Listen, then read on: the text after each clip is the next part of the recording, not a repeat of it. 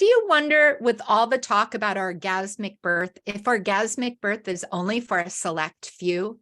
What if you give birth in a hospital for you or your baby's safety? I believe a positive orgasmic birth is possible in every situation and for everyone. And I define orgasmic birth as a birth with love and connection, a birth in your power. In our orgasmic birth practitioner program, we were talking just yesterday all about what is orgasmic birth to each person. And people described orgasmic birth as healing, strengthening, life-changing, and life-affirming. Orgasmic birth, they said, is the key to unlocking the innate wisdom, pleasure, and possibility. Hi, I'm Deborah Pascali-Bonaro, founder and director of Orgasmic Birth and host of the Orgasmic Birth podcast. My guest today is Jenny Koos, aka, I love this, Vulverine, and her husband is joining us, Lovemark. Jenny teaches fertility awareness educators at Justisse College International. She is an author and a speaker on fertility awareness and women's health. Swedish Lovemark Boadu musician, rapper, and producer, and she lives in Sweden since age 12, originally from Ghana. Jenny is here to share her birth story with Lovemark that they call "We Got Married on That Day," choosing to have faith in love and life. Welcome, Jenny and Lovemark. Thank you very much. Thank you. And I apologize if I said any of those names wrong, so please correct us if I did. The surname is Boadu. Oh, thank you. Yeah, Boadu. Thank you. Thank you. So I know that you have a very interesting beginning, both in your meeting and in the conception and pregnancy and birth of your baby. And as I began the intro about orgasmic birth means different things to each person, I'd love for you to share kind of your beginnings wherever you want to start with us and take us through how you were preparing for your birth. I'll roll the ball to your side. You start and I'll pick it up. Okay. All right. You Yeah. pick her up as well. Yeah. So we got the baby right here. Yes. That's our love child. There she is. Oh, yeah, she's 5 months now. So She's gorgeous. Thank you. So as for the term orgasmic, when I had my first child 9 years ago, I was already familiar with, I'd seen the movie, I knew what it was about, I was already working as a doula and these things. So the whole oxytocin connection and all of that was very familiar to me. Yes. And I was hoping for it with my first birth, which was a home birth. But it didn't really turn out that way. It wasn't really rose petals, and it was purple pushing, to put it bluntly. And it was a 3-day long process. I was very irritated. It was a lot of too many people around, not the best vibes. It was just a lot of things. And I was proud of the birth, but I didn't feel like I got this. It was, I would say it was dignified, but I wouldn't call it strengthening, if you see what I mean. So it wasn't like that, boost or that kind of thing. I really had to push her out by sheer will because nothing was happening, which I succeeded with. So that was good. She got out, but that was about it. So when we met, I had been wanting a child for a long time, but being single and all that, I started to, plan how, will I ever have another baby? Yes. In that case, how should I, partner up with a gay friend, or what should I do? And then we met, and it was just such, the ease with everything, Yeah. the love at first sight, 100%, just movie-esque, the whole experience. And we literally spoke about having children the first night. Yes. Incredible, right? Wow. Yeah. So Soulmates. Yes. Definitely. Yes. It was like that. So obviously being in because the reason we are soulmates, I really we have the same vibe, we have the same zest for life, we have we're really juicy people in general, like a lot of joie de vivre. And so obviously I was like, yes, now I'm going to have the birth of my dreams. Like we're going to do it at home, everything. Yeah. And I started preparing you, like I showed you films. It was The Business of Being Born. Yes, There's a lot of everything. home birth clips on YouTube. I started brainwashing him instantly. Like, now So we're that's going to what you do call this it. right. Okay. Yes. She got me. I She got mean, me. and he was game, so that was nice. Yes. And you have 3 children from Prior, before. from before. With born in the hospital, as you do in Sweden. I mean, here home birth is really out of It's the not norm. the It is. norm. So, yeah. Yeah, so that's pretty unusual. And obviously that was what I wanted to give you, that experience of like, oh, well, like, wow, we could do a home birth. Yes. And, because I've done it before. Mhm. And then on our routine ultrasound in week 20, we learned that little Sally here has a rare condition, which is called heterotaxy, which basically meant what we knew from the beginning was that she had the stomach on the wrong side. Yes. So that everything was basically mirrored in her torso and abdominal. So all the organs were like basically a little bit jumbled.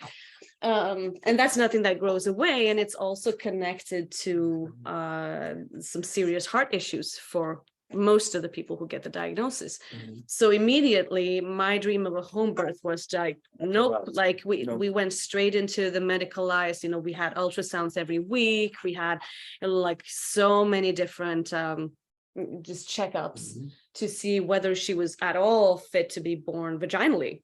Yes. So at the end, when we got the clear to even give birth vaginally in the hospital, I was overjoyed because I've been fearing for 4 months that I might even have to have a planned cesarean because we didn't know, would she need heart surgery? What's going to happen?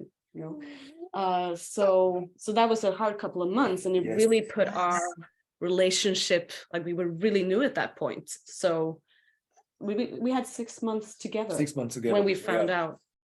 And what were some of the things that got you through that time? What was your mechanisms for connection and? Yeah. When we got the the information about her condition, Yes, because that must have been hard. very hard indeed. So we decided, okay, can we take a walk? We have to process the whole information. So we took a walk and went to a diner and sat down. And we just knew right there, like, okay, this is what we were going to do. We're not going to give up for abortion because they gave us a choice about. That's important. That's key important. information. That's the key information. Because, they did. Because when they found out, when they confirmed the result, they were like, okay, we want to do an amniocentesis, we want to do this and that, and there's the option of abortion. But then you would have to go through with that like within the next week, because in 2 weeks it's too late. Too late. It's going to be illegal by that time. So that was of course a very hard blow for us. And that moment at the diner, that's what caused the title of this whole of our story, is that we sat there and we just felt like, I think you were the one who told me first, because I wanted to be careful. I was like, we were a new couple. I can't really assume that you want to raise a potentially very sick child with me for the rest of our lives. Yes. I can't just assume that. So I was kind of careful, like, okay, do you want to do the amniocentesis first, check for other syndromes, to, see how bad it is and blah, blah, blah. And you were just like, nah, like we're going to take what God gave us. And we're strong enough to love this child and care for this child. We have 4 other healthy children. We have family members. We're still relatively young and at least filled with energy. She wants to be in on this, obviously. Yes. So of course, this is her story. Right. So that was just such a huge moment and such a relief for me to hear you say that. You were like, no, I don't want you to do that. I don't want you to do the amniocentesis. We don't need to know, how bad it is or what other syndromes she has. It's just, we want to love this child. She came to us. So whatever we need to deal with, we're going to do that. And for us to make that decision again, as a very new couple, that was like, that's more important than any marriage, any ceremony, right? Like us saying, we agree to be bound together to care for this child, possibly for the rest of our lives. I mean, why do we need a marriage after that? we knew. So beautiful. What a heartwarming story. My eyes are, filling with some tears, and I just feel it through my body. Just powerful faith and in every way, right? And in each other to come together at that time. So take us forward from that, time in the diner. You made such a powerful, blessed decision about your lives and her life. How did you proceed in the pregnancy to continue to prepare for birth and find strength and keep your love strong? I mean, we actually have this very well documented and like up on every social media platform, which is an unusual answer to that question. I think we decided very early on, actually, I think even before we got pregnant, that we just felt this the sync that we have, the flow that we have with our movie. We like the same music, we move the same way, we have the same kind of humor.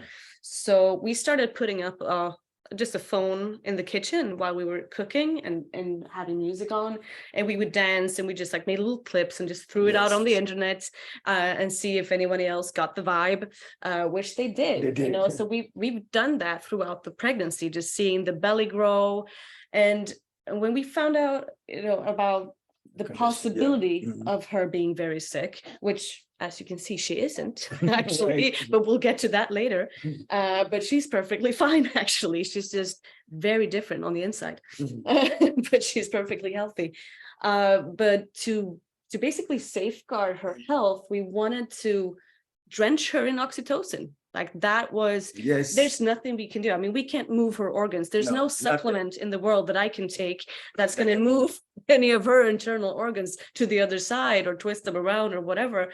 So we thought, the best thing we can do for her is really to like give her really good blood flow, make sure that we're both nourished, especially me, that I'm, rested and nourished, and to have that, like really bathe her in joy and love as much as possible. And we're convinced that this is one of the reasons why she has like basically no effects of this condition. Best conscious decision we ever made.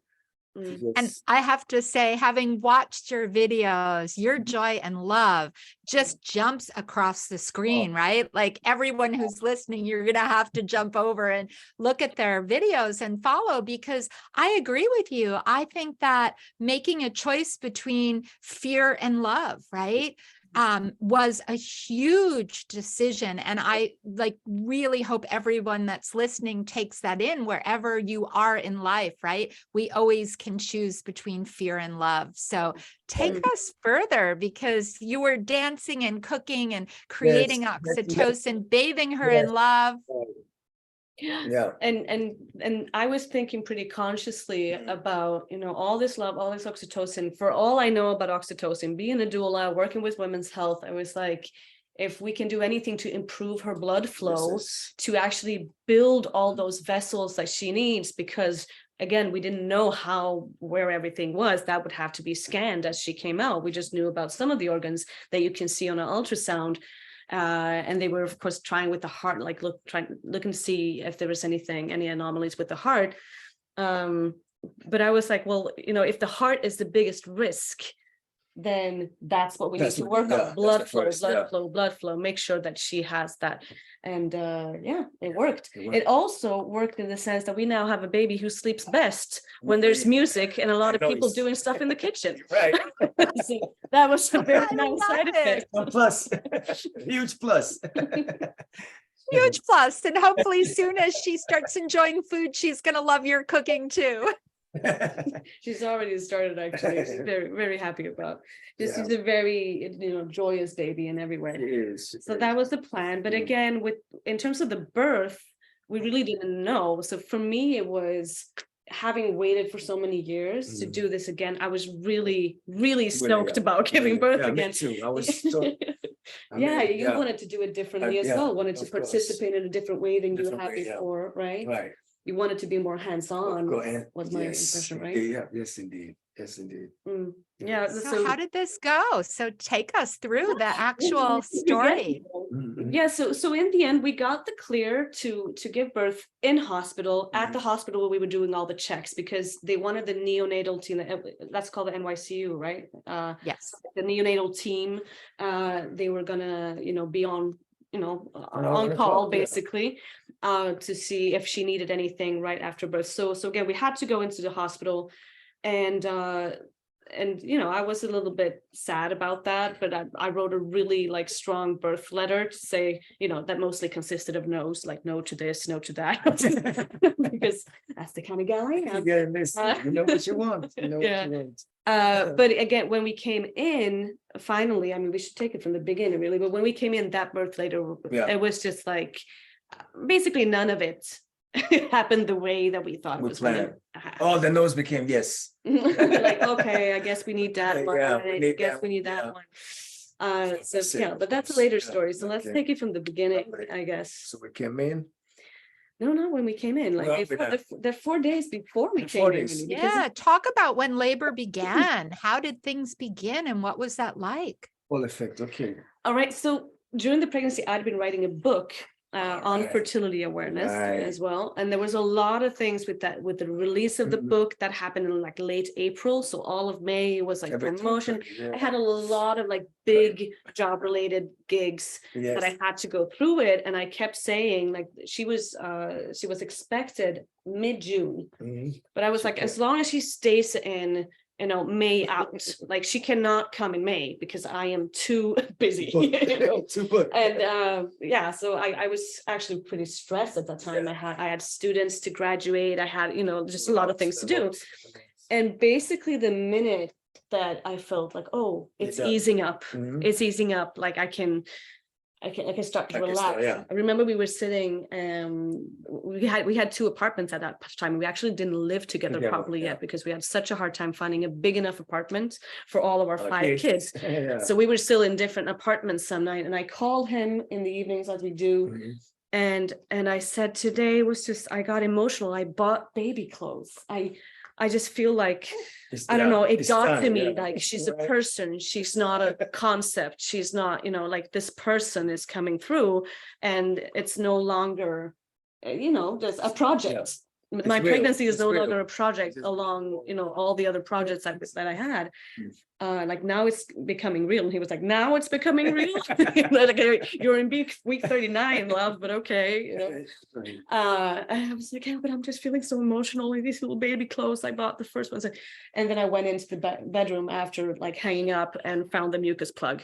There you go. Yes. Like, oh, there's the explanation. It's just like, when you get your period, and it just makes sense of the whole week that came before the period. You go like, that was why I was crying at the commercials, So that was exactly the same feeling. I was like, I was so emotional. Like, okay, I'm actually opening up. And then the next day I had, some contractions. I had a little bit of water coming through. And that then went on for a full 4 days, which drove me insane. I kept my distance. No. I was so frustrated. But it was also, we had the kids that week, and we had all the kids, and we have, his children, they come every other week. And so every other week we have a lot of kids in the house, and they were there that weekend. So it was just so noisy, so much going on. And I wanted to really get labor going because I had pretty consistent, like I had pretty strong, I felt they were, this is something. It's not just a Braxton Hicks or something, like it's pretty much on. I was in pain, right? But so we danced, and we did what we usually do. And I started like moving, and I made sounds, and it was like, oh, come on. And then nothing, just like it just kept on the same vibe. And every time I went to take a nap, it just stopped. So I thought, after the nap, I'm going to be, invigorated. I'm going to have stronger contractions. It's going to come along. No, nothing. So it actually took that we returned all of our children to other caretakers. Like my first daughter went to her grandmother, and your other three kids, they went to their mother. So when everybody left, it took like half an hour. and I was squatting on the kitchen floor. Yes. So you tell us what happened next after me when you came home after leaving the. How did you find me? Squatting in pain. No, but take me back. So you I came came home. in, You came home, and I think you force fed me a little bit of something. You were like, eat, woman. You couldn't eat. That's like you needed to eat something. You did, and afterwards, I think you went to sleep, right? You went to bed. You needed rest. We said that we were going to take a nap. I told you, like, download one of these apps. Yes. Right, the contraction measuring apps to see how close they 10 were. minutes, yeah. And I did. Yeah, and you downloaded it and opened it, and it took like 3 contractions, and it was like, go to the hospital. Leave. I'm like, what? Oh, Yeah. So that was a bit shocking. So I was like, oh no, it can't be time yet. Let me go into the bathroom and like shower, warm, take care of that stuff, right? And then you were in the bed trying to take a nap until you heard me projectile vomit all over the bathroom. That was yes. So he came in and he's like, no, we're leaving. Love, we're leaving. Like, you're not singing in the candlelight here. Like, you are you're all over the floor right now. So yes. Somebody's distracted. So we went in, and I remember crawling on all 4s to the car and out of the car. Out of the car. I had to park the car. So you're rolling by yourself on the floor, calling. Yeah. On the floor, on the asphalt. On the asphalt, on the asphalt outside, yeah. Before you came in to the hospital. So I parked the car. I came back. You were already in. On all 4s. On all 4s, in the foyer.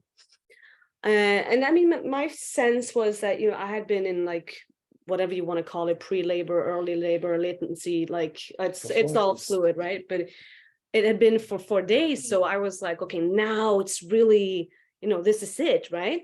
And having given birth one time before, I was like, I know these kind of pains, these are like almost transition pains. Like, it was full on, and I had, less than a minute between contractions. So I was like, this is it. To say we're ready. We come in, we get hooked up to the CTG, because that one we couldn't avoid. And they check me, and I'm 2 centimeters. Yeah. I was like, what? You're like, no. What? I was so wrong. Yes. So I mean, I was pissed off. You told me very pissed off. Yeah. Very, very pissed off.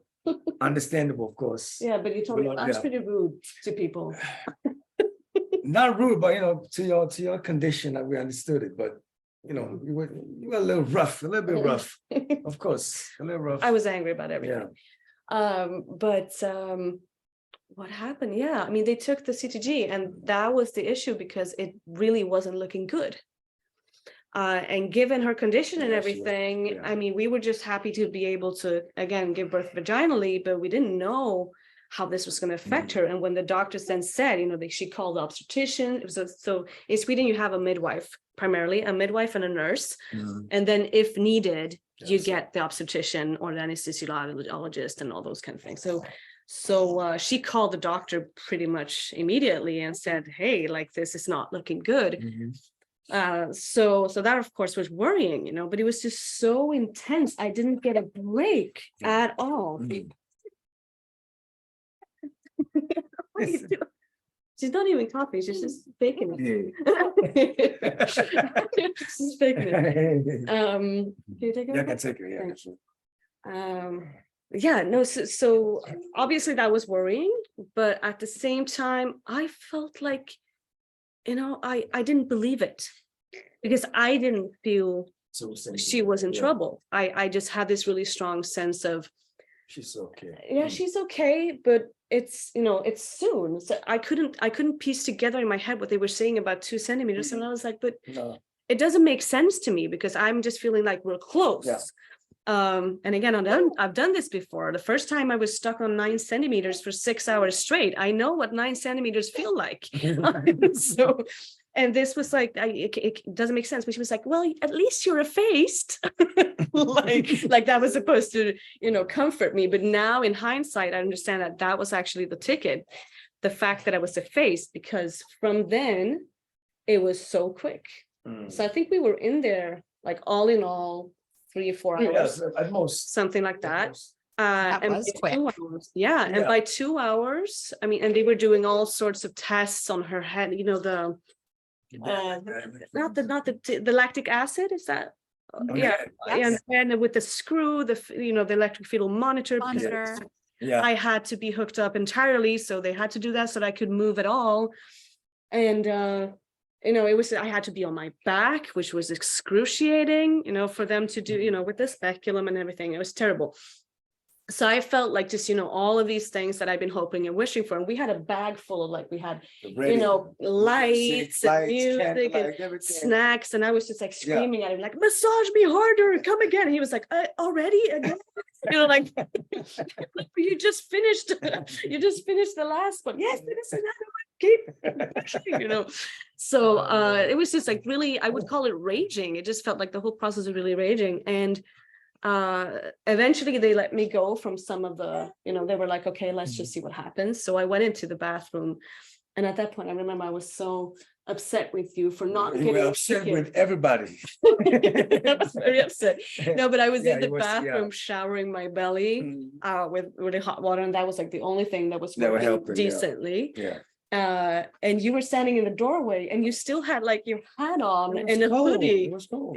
You thought it was cold. I'm in there naked and screaming, and I was like, why aren't you naked too? He's like, the nurses are coming in and out, love. Like, I can't just stand naked in the hallway. Like, you should be naked too, but yeah, you know how it is. I know. I know how it is. But right as I was standing in the shower, I was feeling like, okay, because I could actually give in. Like the one part of the orgasmic birth that I felt that I could still hold on to, again, with everything I know, and I've helped women in labor a number of times, and I really wanted to give in. So that was what I was doing. I was like, okay, whatever happens, the best I can do to move this along quickly, because this is excruciating, is to just really open up in every way I can. So I was standing in there in the darkness, like using all the oxytocin, tricks that we have in the book. And I really started feeling like, wow, something is different already. And they had just like 10 minutes before told me that, you're just 4 centimeters open. And again, I was super angry about that, because it just didn't make sense to me. That wasn't how I felt. And I'm standing in there, and I'm like, oh, but something's happening now. This is good. I'm getting something. I mean, she's moving, and at that point they're rushing in, like the doctor and the midwife and everybody's rushing in, telling me, get out of the shower. You can't stand like that. The baby's super stressed. Yes, yeah. And again, I'm like, no, she's not stressed. But if you tell me she is, I have to comply, basically. But I was like, okay, you can't stand up. You can't step. That stresses the baby. You have to get all fours. Get on all fours up on the bed. And at that point, I told the midwife, like basically, I was like, but you know what? Like, I think I'm having like a pushing urge. I don't know if that's okay at 4 centimeters, but that's what I'm feeling. Maybe that's what's stressing her. And she said, we want this baby to come out quickly, because we're not going to give you Pitocin at this point. Like, we're about to giving you Bricanyl to slow it down, because was just so, the contractions were so intense. So she was happy about me saying that, apparently. And she was like, well, if you want to push. I was like, can I do that from 4 centimeters like that? I'm going to rip my cervix. I don't want to, that sounds dangerous. And she was like, well, you're a second-time mom, maybe I'm really happy the midwife did this, because kudos to her for saying something very unmedical. She was like, you know what? I've seen mothers give birth quickly before.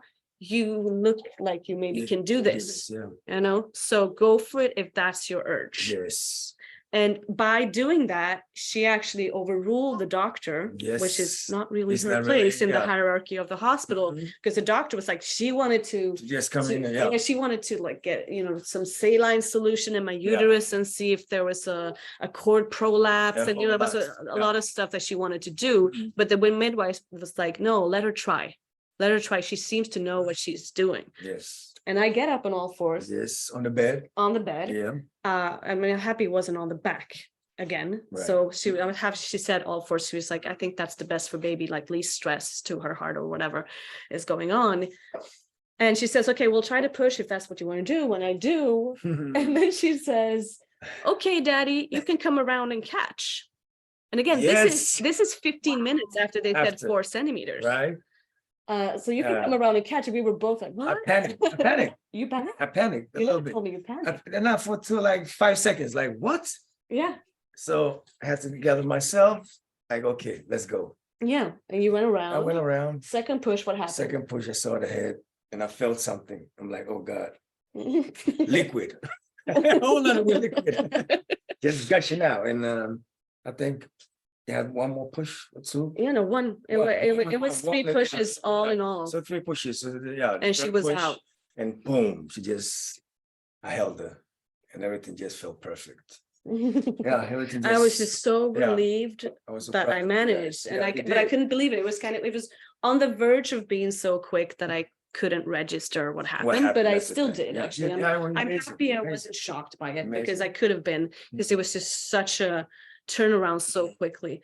But on the topic of orgasmic and being orgasmic, I think I wrote this in our blog post as well, is that right in those moments, my greatest wish was to get her out because I just gotten the clear to like, okay, you can push, which to me was incredible. Like you can't push from 4 centimeters, but since she said, nah, I'm going to trust you and you're going to trust you. Right. Which is the best quality in a midwife ever. So, do what you feel like doing. And I was just like, she just needs to get out because I felt that that's what she wants to do. She is literally like, she's climbing out. I can feel her doing that.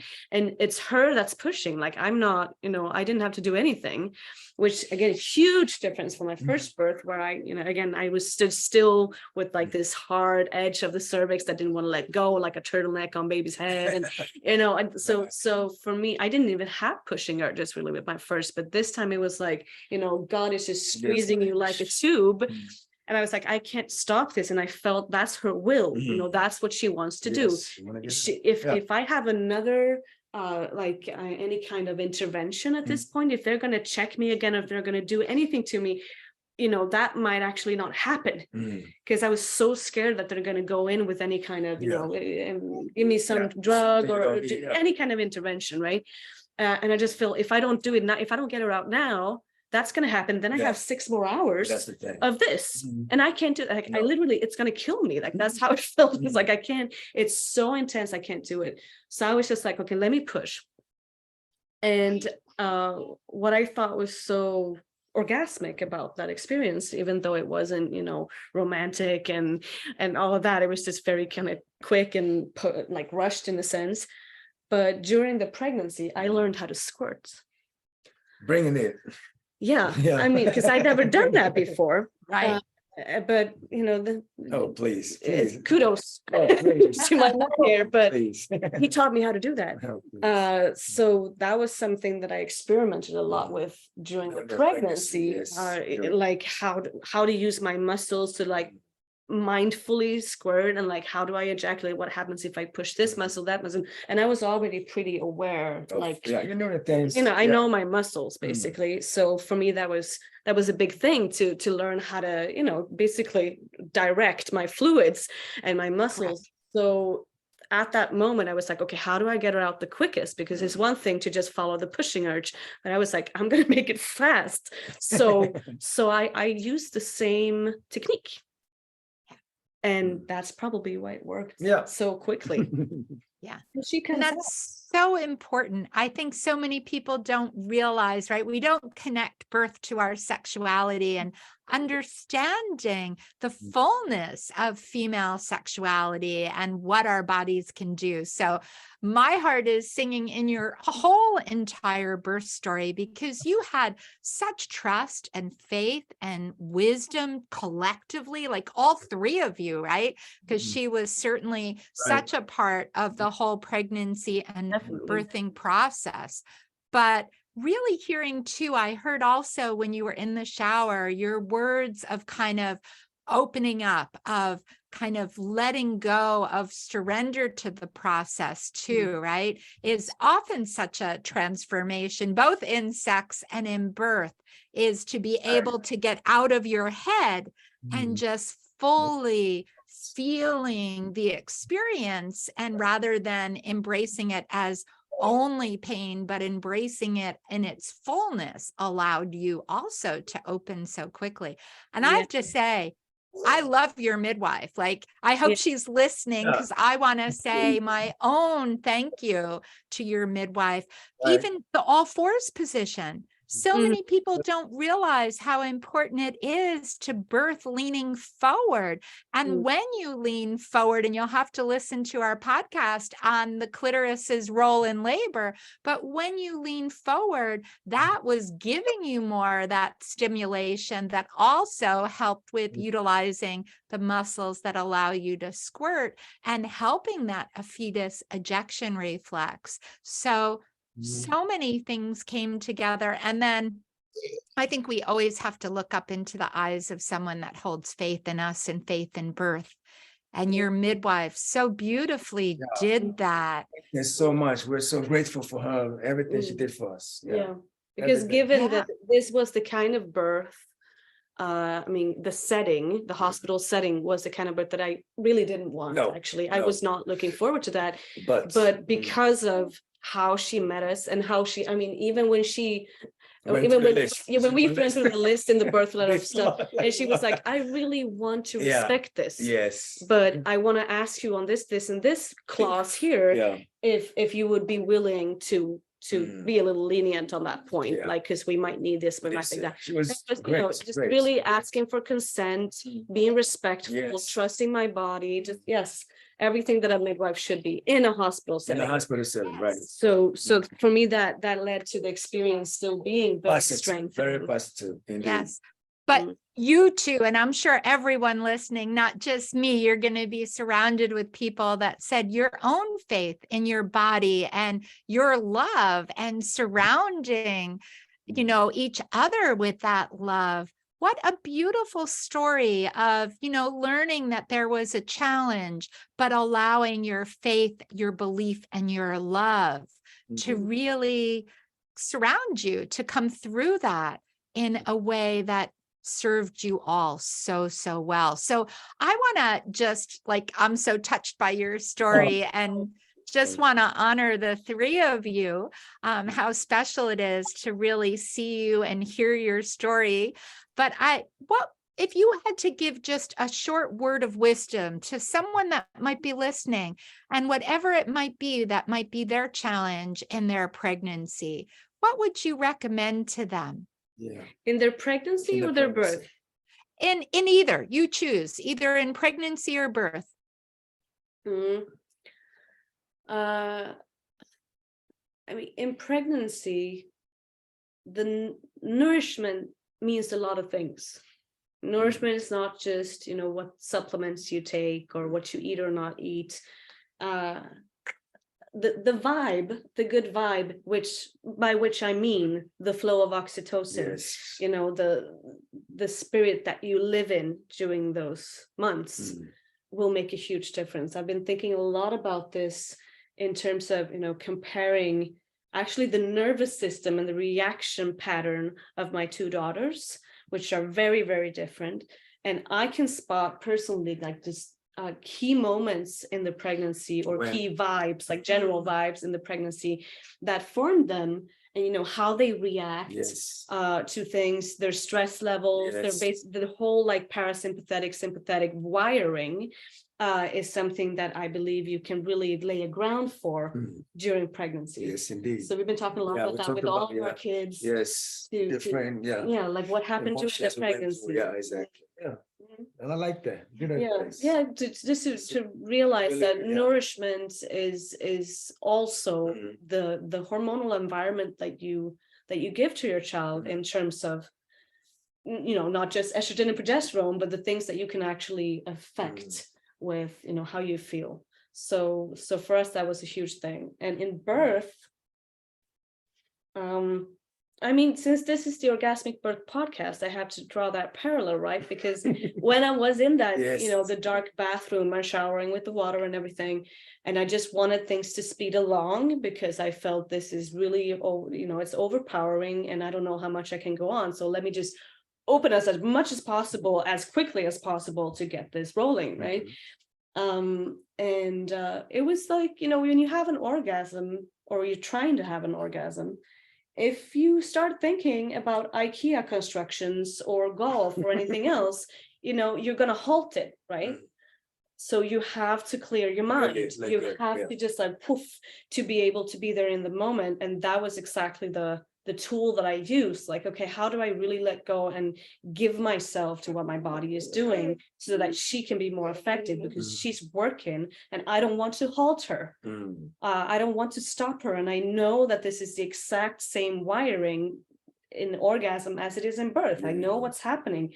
And if I start, thinking about what's happening outside of this bathroom, like all the tubes that they might put in me and needles and lights and people I don't know and doors that flap open, there was a lot of things. Yes. And what I did was actually I kept my eyes closed. Do you remember that? You did. I had my eyes closed almost the whole time. I told you about was Like even when they were doing their examinations and I had to be on my back and all those things, I just had my eyes closed because I felt like that's one thing I can do to shut out all of these disruptive things that might cause me not to come. So what what can I do? Close your eyes, right? Just like if you're lying on your back and somebody is eating you out, you don't want to start thinking about how you look fat around your belly, you don't want to start thinking about how your boss treated you at work today, right? Because then it's never going to come. So I used the exact same thing. I was like, how would I do if I want something to really come along and release, right? So shut my eyes, just be in the moment, just zone in entirely. So that's my best advice. Such beautiful advice. Thank you so much, Vulverine. And I want to say, Lovemark, I think it's important to the other dads out there. What would your advice be? Please be supportive. Be there. Listen, and really just be aware and just be affectionate. Be physical. Do everything you can to show that love. Love is very important. To participate. Just be there. Be aware of what's going on. Listen. As a man, you would never know how it feels to be pregnant. So you have to listen. Put your ego aside and just listen. For the woman's sake or your own sake? No, for my own sake and for the woman's sake. Just to be in tune and listen. If you don't know something, ask. Because you might say some crazy things. And as a man, you might just like, oh my God, here we go again. No, it's not about that. Just listen in the moment. Just, be there for your woman and just love each other. Take care of the future coming and everything would be great. That's my advice. Love each other. Thank you so much. Now, I know that everybody listening wants to see you guys in your kitchen cooking and loving and dancing. How can people get in touch with you and follow you? Yes, go ahead. Right. So our accounts are Vulverine, as in vulva, and Wolverine, underline Lovemark. Yes. So we're on both Instagram and TikTok. And then I have all of my, if you're interested in what I do with fertility awareness, menstrual cycle charting and all those things, it's just Vulverine. So that's how you find me. I have a website. I have 2 Instagram accounts, one in English, one in Swedish. You can always hit the translate button. So, fantastic. And we will put all that in the show notes. So for those of you that are listening, make sure you look wherever you're listening or watching in the show notes, and you'll have all the links to click to follow Vulverine. And also know, if you want to see them and you're listening, jump over to the Orgasmic Birth YouTube channel and see this interview too. We hope that you enjoyed their story as much as I did. What an inspiration. I want to thank all 3 of you so much for joining us today. Thank And you. those that are listening, if you have a story, an orgasmic birth story, however or wherever you gave birth, we'd love to hear from you too. So definitely follow us too on Orgasmic Birth on TikTok or on Instagram, and message us if you'd like to join us on our podcast. So thank you all so much again. Thank you to everyone listening. And we hope you'll continue to follow our Orgasmic Birth podcast. Please rate us and leave a comment, because we really value your feedback, and that helps us reach more and inspire others to give birth in a way that they find orgasmic and full of love. So everyone have a blessed day.